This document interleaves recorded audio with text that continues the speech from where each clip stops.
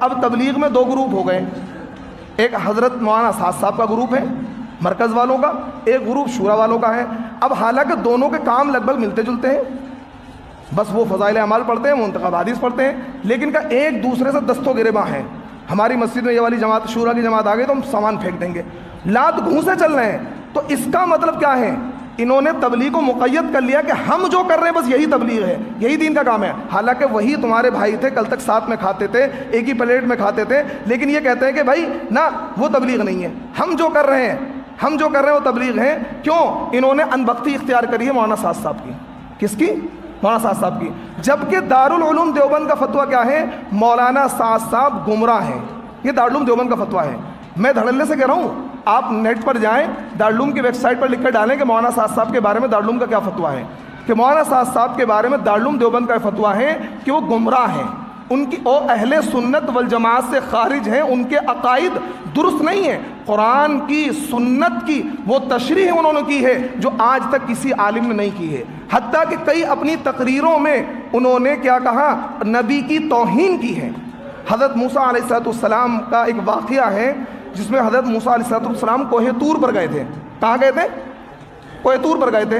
تو موسیٰ علیہ السلام، حضرت ہارون بھی نبی تھے، ان کے بھائی، ان کو چھوڑ کر گئے تھے کہ آپ قوم کو دیکھتے رہنا۔ کوہ طور پر خود نہیں گئے تھے، یہ بات یاد رکھیں، خود نہیں گئے تھے۔ کس نے بلایا تھا؟ اللہ نے بلایا تھا۔ وَوَعَدْنَا مُوسَىٰ 30 لَيْلَةً وَأَتْمَمْنَاهَا بِعَشْرٍ فَتَمَّ مِيقَاتُ رَبِّهِ 40 لَيْلَةً۔ اللہ نے بلایا تھا۔ تو حضرت مولانا سعد صاحب کہتے ہیں کہ دیکھو موسیٰ اصل تھے اور وہ کیا ہے؟ قوم کو چھوڑ کر چلے گئے، یعنی وہ اور قوم گمراہ ہو گئی۔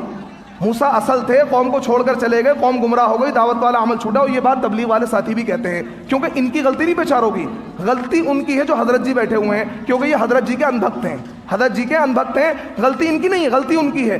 ہم جیسے عالم کی ان کے نزدیک کوئی ویلیو نہیں ہے۔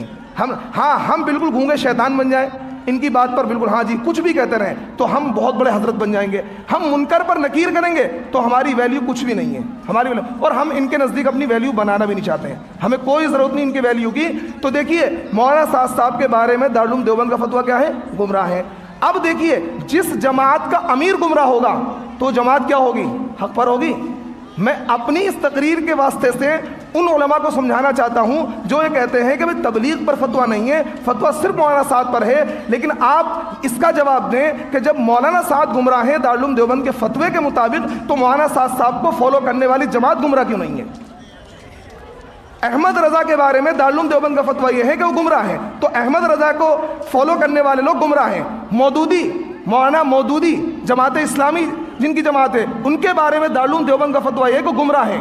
حالانکہ مولانا مودودی وہ ہیں جب انہوں نے جماعت اسلامی کی شروعات کی تھی تو قاری طیب صاحب، مولانا ابو الحسن علی میاں ندوی، مولانا منظور نعمانی، بڑے بڑے علماء ان کے ساتھ تھے، لیکن جب ان کے نظریات انہوں نے پرکھیں، جیسے مولانا صاحب کے نظریات سامنے آئے تو علماء نے کہا بھائی ہمارا ان سے کوئی تعلق نہیں ہے، ہمارا جماعت اسلامی سے کوئی تعلق نہیں ہے۔ آج بھی دارالعلوم دیوبند کا فتویٰ کیوں ہے؟ کیونکہ مولانا مودودی کے نظریات غلط تھے۔ تو جب مولانا مودودی کے نظریات غلط ہونے کی وجہ سے پوری جماعت اسلامی کیا ہے؟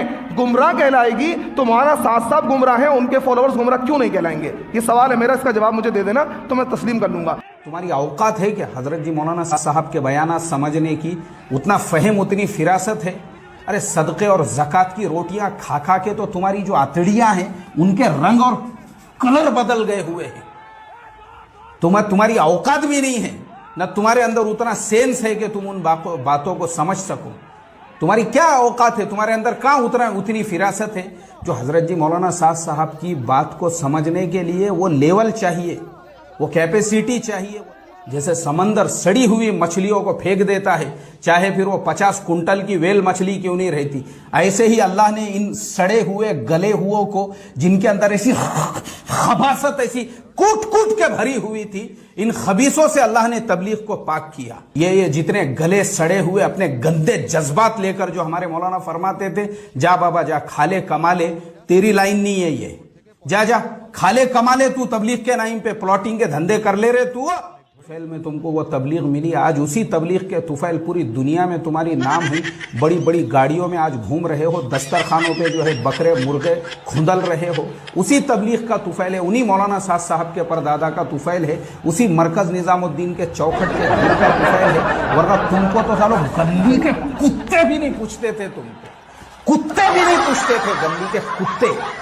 तुम्हारी औकात ऐसी, तुम्हारी औकात है कि हजरत जी मौलाना साद साहब के बयानात समझने की, उतना फहम उतनी फिरासत है। अरे सदक़े और ज़कात की रोटियां खा खा के तो तुम्हारी जो आतड़ियां हैं उनके रंग और कलर बदल गए हुए हैं। तुम्हारी औकात भी नहीं है, न तुम्हारे अंदर उतना सेंस है कि तुम उन बातों को समझ सको। तुम्हारी क्या औकात है, तुम्हारे अंदर कहाँ उतनी फिरासत है। जो हजरत जी मौलाना साद साहब की बात को समझने के लिए वो लेवल चाहिए, वो कैपेसिटी चाहिए।